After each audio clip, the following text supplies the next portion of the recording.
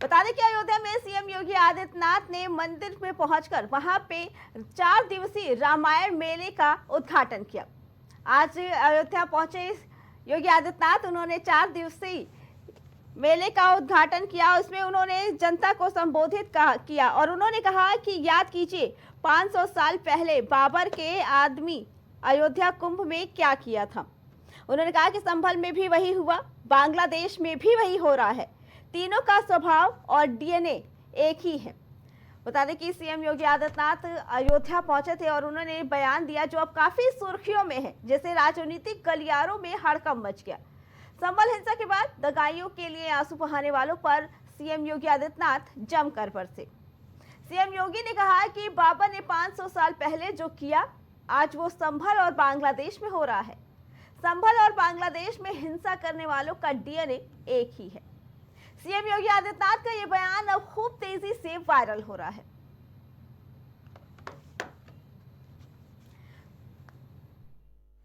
बाधा पैदा करने वाले लोग वे सफल रहे और उन्हीं की जो जीन्स है वे आज भी हैं, जो जाति के नाम पर राजनीति करके सामाजिक ताने बाने को छिन्न भिन्न करने का प्रयास कर रहे हैं। दुश्मन बगल के देश में किस प्रकार का कृत्य कर रहे हैं, याद रखना। किसी को अगर गलतफहमी हो, 500 वर्ष पहले बाबर के एक सिपह सालार ने जो कुंभ अयोध्या में किया था, जो काम संभल में किया था और जो काम आज बांग्लादेश के अंदर हो रहा है, तीनों की प्रकृति, तीनों का डीएनए एक जैसा है। गलतफहमी में मत रहना। अगर कोई ये मानता है कि वो बांग्लादेश में हो रहा है, तो यहां भी बांटने वाले तत्व उनके लिए बेट बन करके खड़े हो रखे हैं, पहले से खड़े हैं। वे समाज के सामाजिक ताने बाने को छिन्न भिन्न कर रहे हैं, सामाजिक एकता को तोड़ करके, आपको बांट करके फिर काटने का और कटवाने का पूरा इंतजाम भी कर रहे हैं। सीएम योगी आदित्यनाथ के इस बयान के बाद फिर से एक बार सियासत में हलचल मच गई है। इसी पे आगे जानकारी देने के लिए हमारे साथ वरिष्ठ पत्रकार पंकज रस्तोगी जुड़ गए हैं। पंकज जी, क्या कहना है, क्योंकि एक बार फिर कहीं ना कहीं बयानबाजी चालू हो गई है। सीएम योगी आदित्यनाथ ने आज जो बयान दिया कि 500 साल पहले हुई घटना बाबर, बांग्लादेश और संभल में जो हुई, उन तीनों का डीएनए एक ही है। क्या कहना है इसके बारे में? पंकज जी, आवाज आ रही है?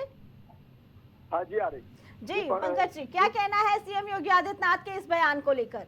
देखिए, योगी आदित्यनाथ उत्तर प्रदेश के यशस्वी मुख्यमंत्री हैं और जिस तरह से आज वो अयोध्या में रामायण मेले का उद्घाटन करने गए थे। 4 दिवसीय रामायण मेला शुरू हो रहा है, उसका उद्घाटन करने गए थे। उसी परिप्रेक्ष्य में वहां पर उन्होंने जन समुदाय को संबोधित करते हुए कहा कि जो है संभल में जो घटना हुई और 500 साल पहले बाबर ने जो जिस तरह का घटनाक्रम अयोध्या में किया था और संभल में जिस तरह की आज घटनाक्रम हो रहा है और वहां जिस तरह से हिंदुओं यूनुस सरकार में बांग्लादेश में जिस तरह से 1 करोड़ 35 लाख हिंदुओं को काटा जा रहा है, उनके मंदिरों को तोड़ा जा रहा है और मंदिरों के महंत को गिरफ्तार किया जा रहा है, वहां के पुजारियों को गिरफ्तार करके जेल की सलाखों के पीछे डाला जा रहा है जी। तो तीनों का डीएनए एक है। जो योगी आदित्यनाथ का बयान बिल्कुल सार्थक है।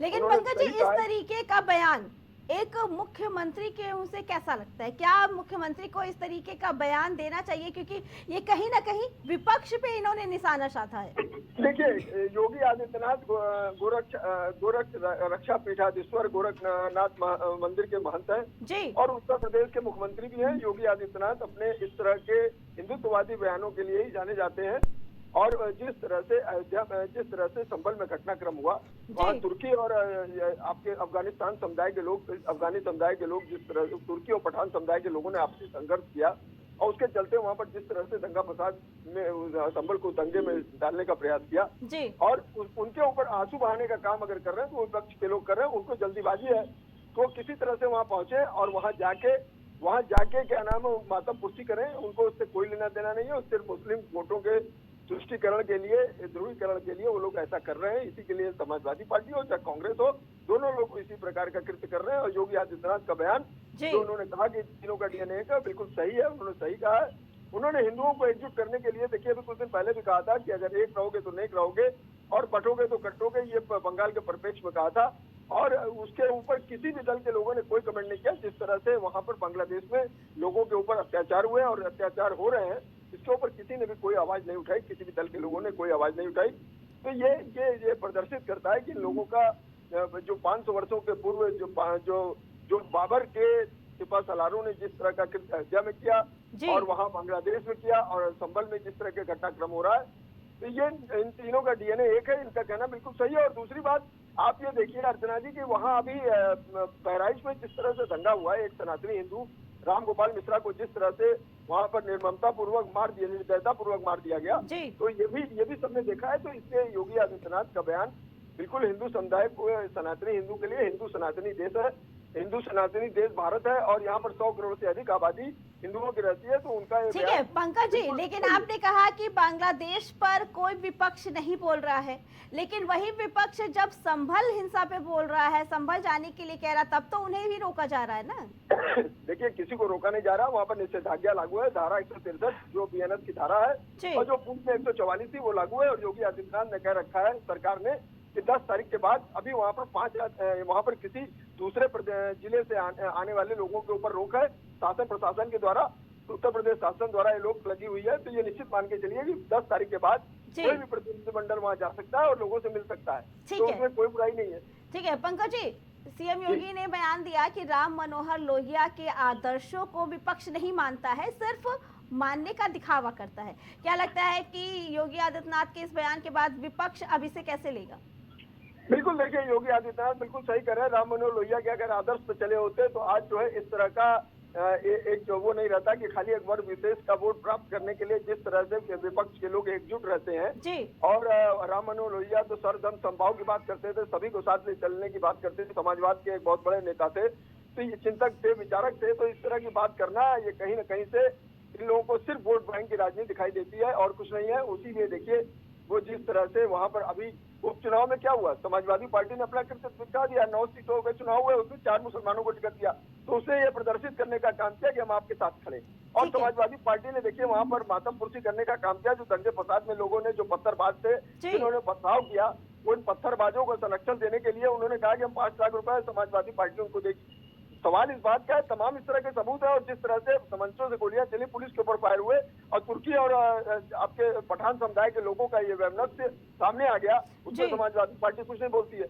ठीक है पंकज जी, लेकिन सीएम योगी आदित्यनाथ के इस बयान के बाद राम गोपाल का भी ये बयान आया है कि जिनकी मानसिकता खराब होती है वही इस तरीके के बयान देते हैं। क्या कहना है इसके बारे में? देखिए राम गोपाल यादव एक समाजवादी पार्टी के राष्ट्रीय महामंत्री हैं जी। और मानसिकता सवाल ये है कि जो हिंदू हित की बात करेगा वही देश पे राज करेगा, ये भाजपा का और संघ का पुराना नारा रहा है। तो सीधी सी बात है, जो 100 करोड़ से अधिक आबादी के लोग हैं, बहुसंख्यक आबादी हिंदुओं की है, तो उनको उनकी भावनाओं को, उनकी चीजों को कोई भी सरकार जो है उसको अनदेखा नहीं कर सकती है, ये निश्चित मान के चलिए। और सिर्फ एक वोट बैंक के लिए आप इस तरह का कृत्य करिए, खाली 20 करोड़ मुसलमानों का वोट प्राप्त करने के लिए ऐसा कृत्य करिए, जबकि भारतीय जनता पार्टी सर्वधर्म समभाव पे चलती है और सभी मुसलमान हिंदू कोई भी हो सबके लिए सब काम करती है। भले वो वोट दे चाहे न दे, लेकिन उनको सबको सारी योजनाओं में सभी चीजों में लाभ पहुंचाने का काम करती है। जी पंकज जी, आपका बहुत बहुत धन्यवाद। तो एक बार फिर कहीं न कहीं वार पलटवार जारी हो गए हैं बयानबाजी के तरफ से। जैसे कि एक बार सीएम योगी आदित्यनाथ ने कहा कि तीनों डीएनए एक है, बाबर का जो बांग्लादेश में हिंसा हुई उसका और संभल हिंसा का, तो वही राम गोपाल यादव का ये बयान आया कि जिनकी मानसिकता खराब होती है वही इस तरीके के बयान देते हैं।